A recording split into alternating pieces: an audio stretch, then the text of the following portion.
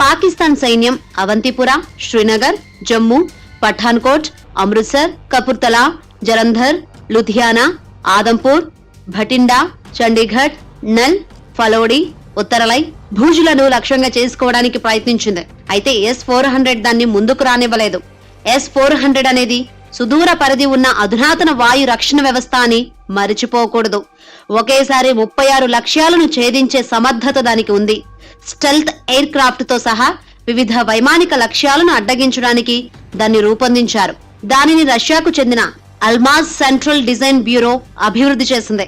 7 డ్రోన్లను మన S-400 నిన్న రాత్రి 2 అవర్స్ గ్యాప్లో 57 డ్రోన్ని గాల్లోనే కూల్చి చంపేసింది. ఇదే కాకుండా మన ఇండియన్ ఎయిర్ ఫోర్స్ కూడా పాకిస్తాన్కి సంబంధించిన F-16 మరియు JF-17 4 విమానాలను కూడా గాల్లోనే ధ్వంసం చేసింది.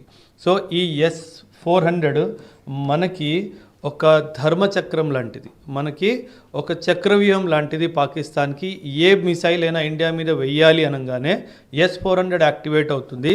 మన వెస్టర్న్ బార్డర్ మొత్తం ఇదే కాదు, ఇండియా S-400ని చైనా బార్డర్లో కూడా డిప్లాయ్ చేసింది.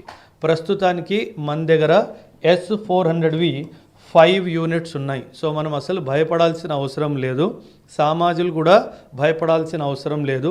నిన్న జరిగిన దాడిలో ఒక్క మిజైల్ కానీ ఒక్క డ్రోన్ కానీ మన భారతదేశం భూమి మీద కూడా రానియకుండా మనం చూసుకున్నాం. S-400 సుదూర ప్రాంతం నుంచి వస్తున్న దాడులను తిప్పికొట్టగలిగే గగన రక్షక వ్యవస్థగా పరిగణించాలి. అది ప్రపంచంలోనే అత్యంత అధునాతనమైనదిగా చెబుతున్నారు. 2014లో తొలిసారి చైనా దాన్ని కొనుగోలు చేసింది.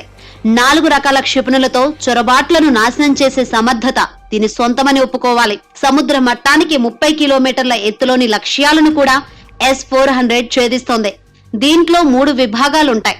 మిస్సైల్ లాంచర్ మొదటిది, శత్రు క్షిపణులను కనిపెట్టే శక్తివంతమైన రాడర్ రెండోది, వాటికి తోడు మొత్తాన్ని నడిపించే ఒక కమాండ్ సెంటర్ ఉంటుంది. S-400 అంటే నాటో దేశాలు కూడా వణిగిపోతున్నాయి. 600 కిలోమీటర్లకు అవతల బయలుదేరిన క్షిపణులు, యుద్ధ విమానాలను కూడా S-400 వ్యవస్థ కనిపెట్టే వీలుంటుంది. 2018లో రష్యా నుంచి 5 యూనిట్ల S-400 రక్షక వ్యవస్థలను ఇండియా కొనుగోలు చేసింది. ఒక్కో S-400 విలువ 8,000 కోట్ల రూపాయలకు పైమాటే. ఆ తర్వాత S-400ను భారత వాయుసేన అధికారులు సుదర్శన చక్రంగా నామకరణం చేశారు. మహాభారత యుద్ధం నాటి సంఘటనలను గుర్తు చేసుకుంటూ ఈ పేరు పెట్టారు.